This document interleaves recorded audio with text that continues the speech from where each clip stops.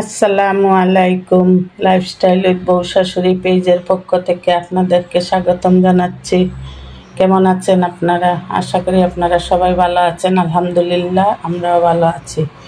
আমি আজকে রান্না করব পাতাকপি, মটরশুঁটি আর আলু দিয়ে একটা ভাজি। আমি পাতাকপি, মটর আর আলু প্রেসার কুকারে 2টা সিটি দিয়ে নিয়েছি। এখন আমি একটা কড়াই বসিয়ে তেলও দিয়ে দিলাম। এখানে আমি ফুরনে দিব তেজপাতা, পাঁচফোড়ন, জিরা, শুকনো মরিচ আর লবণ।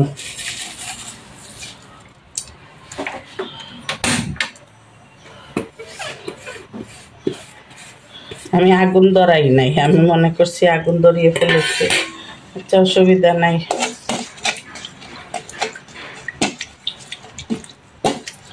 পুরনের যতক্ষণ একটা ভালো সেন্ট না বের হবে ততক্ষণ বাঁচতে থাকবো। এখন আমি পেঁয়াজ কুচি দিয়ে দিব, একটু বেশি পরিমাণে পেঁয়াজ কুচি দিলে এই পাতাকপি ভাজিটা ভালো লাগবে খেতে।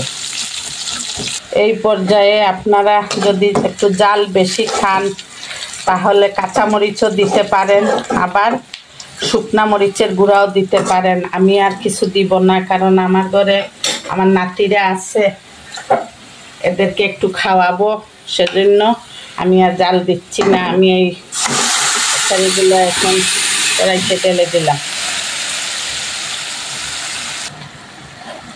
আমার বাঁধাকপি, আলু,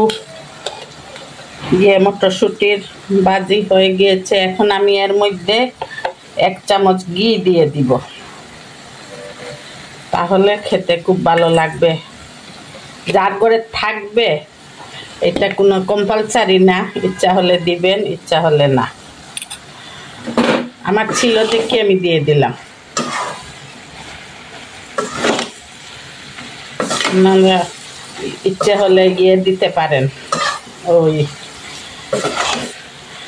ধনিয়া পাতা কুচি, জিরার গুঁড়া। আমি এগুলা কিছুই দিব না আজকে। এই আমার হয়ে গেল বাঁধাকপির ভাজি। এরকম একবার ট্রাই করবেন ঘি দিয়ে। লাইফস্টাইল উইথ বউ শাশুড়ির পাশে থাকবেন, আমাদের জন্য দোয়া করবেন। আল্লাহ হাফেজ। আসসালামু আলাইকুম ওয়া রাহমাতুল্লাহি ওয়া বারাকাতুহু।